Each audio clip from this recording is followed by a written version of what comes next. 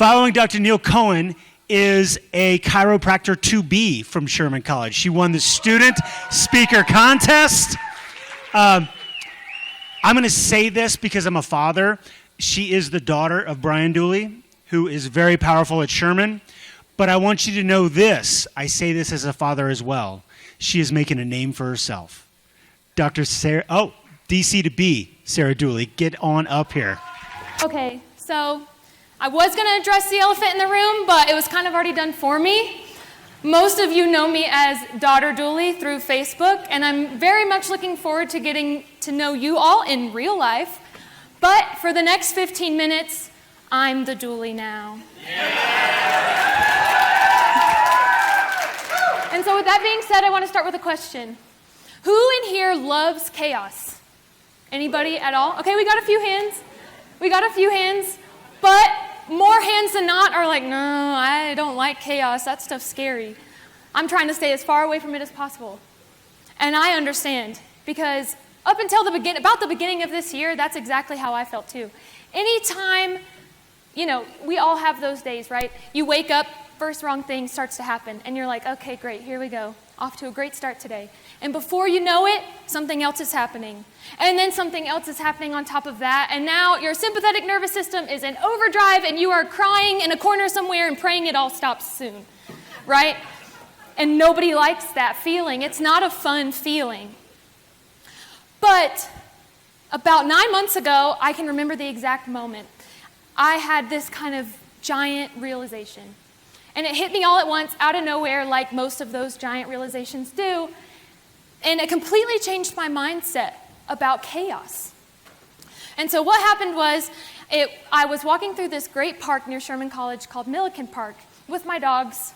I think I was trying to escape part one board studying for an hour, so running away from chaos. And I was walking with my dogs, and it's one of those parks where it's all like grass, walking trails, and you can get far enough back there that you can't see anything man-made. You're just there with nature. And I love it there for that reason.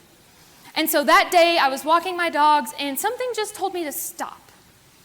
I don't know what, but I did. I just stopped, and I was looking around.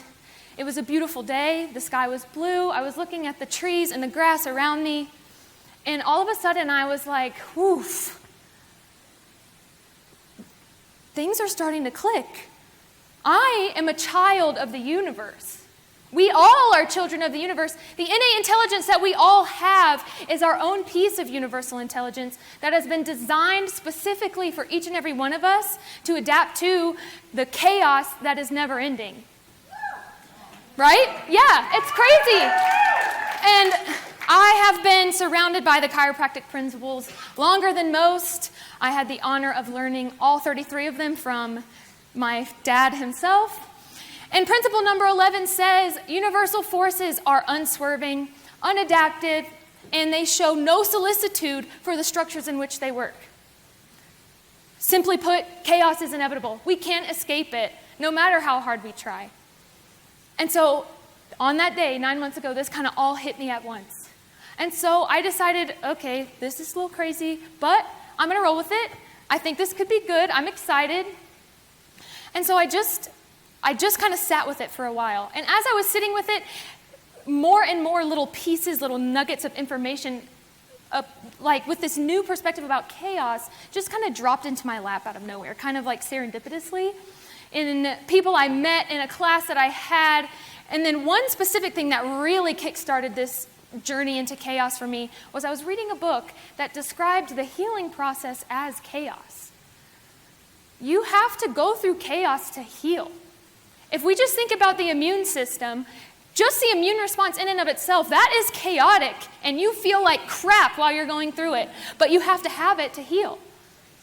And so then I was like, okay, so more and more pieces are starting to come together. So now I was like, well, let me do some real research. So as anybody does when they start trying to do quote-unquote real research, I Googled it. And so I just literally Googled the word chaos, because I was like, what even is it? Let's define it somehow. And the first definition that caught my eye was from Merriam-Webster. And Merriam-Webster defines chaos as a state of things in which chance is supreme. Yeah, I heard the rumble. That's how I felt too. So now I'm like, okay, we need chaos to heal. When we have chaos, chance is at the highest it possibly can be. Okay, this is cool. Let me keep going. So I keep researching, and now I'm running across articles about chaos in Greek mythology. The ancient Greeks saw chaos as one of the original deities. Chaos, to the ancient Greeks, was a deity of energy from which the rest of the universe was created. That's pretty crazy. So now we have a state of things in which chance is supreme, and a body, a source of energy from which all other things can be created. That's what chaos was defined as. So why then are so many people feel like chaos is this negative, disorganized, formless matter that we're all so afraid of today? When did that shift happen? As I continued through my research, I found out that the definition of chaos shifted from that kind of infinite potential definition to this negative idea around the 15th century. And it's been with us like that ever since. But why? Why did that shift happen? What in the 15th century or just before caused that shift to happen? Honestly, that's a question that I don't think we'll ever be able to answer. I think it'll be the topic for philosophical debate from now until forevermore. But I do have a theory. And my theory is fear. Because the state of things in which chance is supreme, a source of energy from which all other things in the universe can be created, that amount of potential is scary. That amount of potential takes work. And you have to go through some stuff to even reach that level of potential if you want it. And so it's scary. People are afraid to make that jump because they don't know where they're going to come out on the other side. Infinite potential, we don't know where that ends.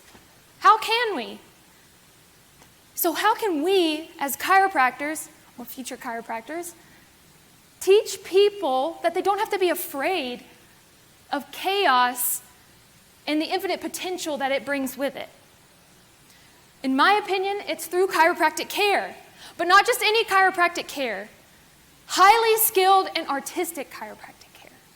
Because in my opinion, the art of chiropractic comes from being able to be so in tune with that person on the table, that soul that you're standing in front of, being able to hear exactly what their body is telling you at that exact moment in time that it needs, and then being able to deliver it. Because if you can't do that, we have to remember, adjustive thrusts or contacts, they are destructive in nature. They are a universal force. Universal forces are unswerving, unadapted, and show no solicitude for the structures in which they work. But if we are artists of chiropractic and are in tune to that person's system and listening to what it has to say, then we are able to deliver chaos in a controlled way so that their body, their innate intelligence can take it and send them into their own land of infinite potential. Yeah, right? Yes.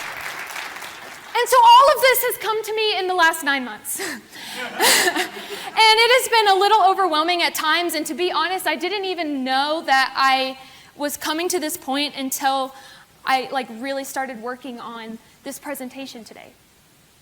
And as I was really mulling over these ideas, I realized all the times in my life where I would say I grew as a person, I had to embrace chaos. I had to put myself in the way of chaos one way or the other, whether I realized it or not. I mean, I had to embrace chaos just to be who I am. As a queer person growing up in the buckle of the Bible Belt in South Carolina, I had to know that it didn't matter what I was going to walk into, just to be me, just to love my wife the way that she deserves to be loved, and just to be my own authentic self. And by realizing all of these things, the bigness, for lack of a better word, of our mission as chiropractors really hit me hard. But I was excited because now I really knew my why. I really knew where I wanted to go as a future doctor of chiropractic. because I wanted to be that person that could show people chaos doesn't have to be scary. Chaos does not have to be something we should be afraid of. If we can get to know chaos in such a way and recognize it as the energy source that it is, from which all future things can be created, we get to be the most authentic versions of ourselves. And by doing that as doctors of chiropractic, we are able to do that for the people that we touch every single day. And to me, that is something that is so important.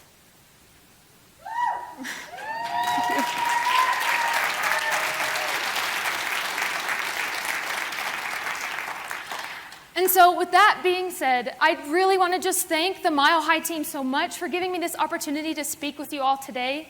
I want to thank you all so much for listening to what I have to say and for inspiring not only me, but our entire profession day in and day out. We are a group of people dedicated to the mission of chiropractic as it is supposed to be. And that is exciting. That is a group of people I want to be a part of. And so the last thing I want to say is this.